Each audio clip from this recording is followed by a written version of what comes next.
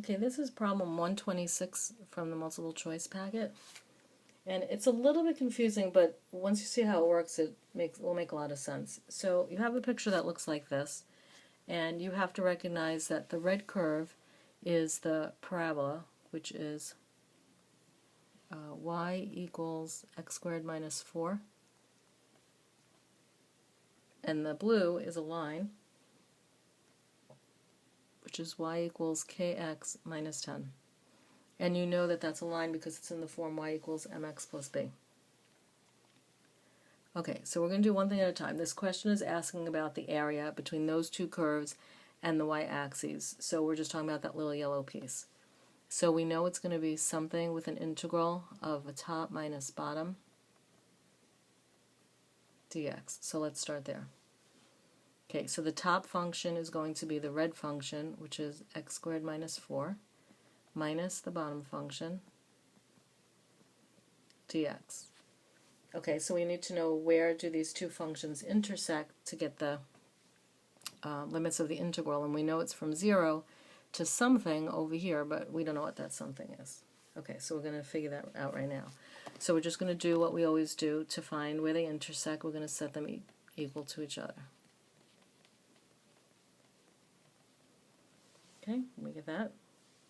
If we add 4 to both sides,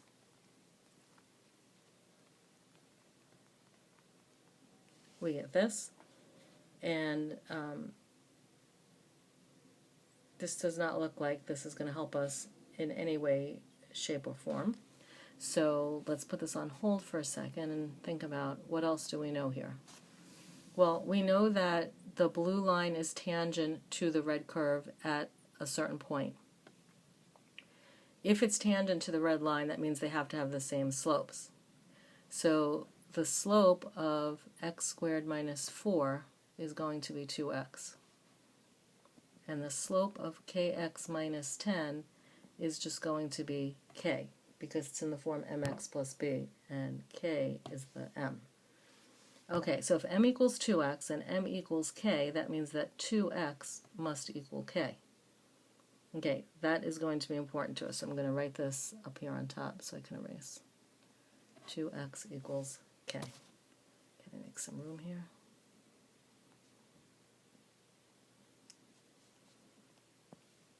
Okay, so I'm going back over here now. If I know that k equals 2x, then I can replace the k with 2x. Okay, I'm just doing a substitution. 2x times x is 2x squared. Okay, I'm going to subtract x squared. That leaves me with x squared minus 6 equals 0. Bring the 6 over, and I get that x equals the square root of 6. Now I'm not worried about plus or minus because this region is cut off at the y-axis, so we're not dealing with any negative numbers. So what we just found out is that the integral is going from 0 to radical 6. Okay, so I could put that in right here. Okay, so we're getting there. But now that I know that k is equal to 2x, can I put that in over here for this k? Yes, I can. So let me make some room.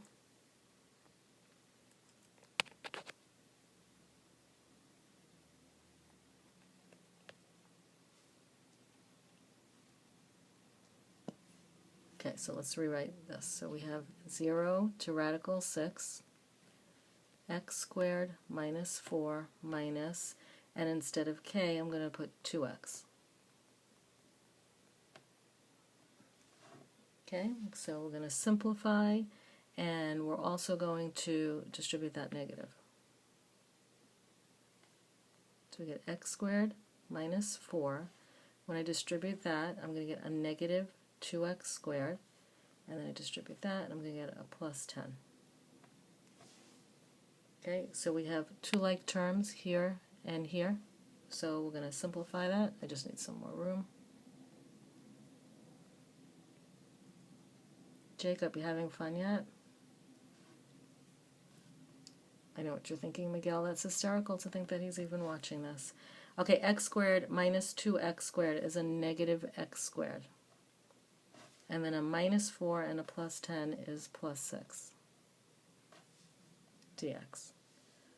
Okay, so this is actually a calculator problem. So you're going to go to your calculator and you're going to go to Math 9. And for those of you who do not have the calculator that have those little boxes, you're going to have Math 9, you'll get this. You're going to enter the function first, declare the variable going from 0 to radical 6. Okay, and when you do all that, you should get 9.79795, etc. And so when you look at your choices, you can see that that's going to match choice D. Now you may say, oh, well, but this is underneath the axes, and shouldn't that be negative? Yes, you're absolutely right, but that's not a choice, so we're going with the positive one, and that's why the answer is D.